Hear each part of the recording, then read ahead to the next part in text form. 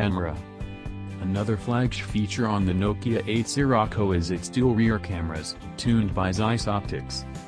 The Nokia brand has a long-standing history with Zeiss Optics, which has been tuning its phone cameras for decades. On the 8 Sirocco you get a 12MP main sensor alongside a 13MP telephoto lens, allowing you to take bokeh effect, background blur, shots.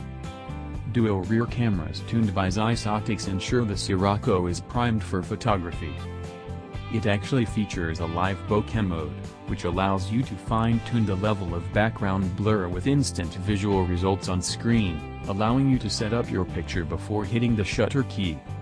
Nokia's Pro Camera mode has been given a triumphant return on the latest devices to launch, and the Sirocco benefits from this.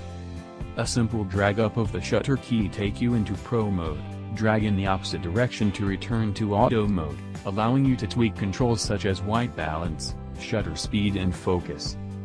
We managed to take a handful of detailed shots during our time with the phone, but we'll put it to the test fully during our in-depth review.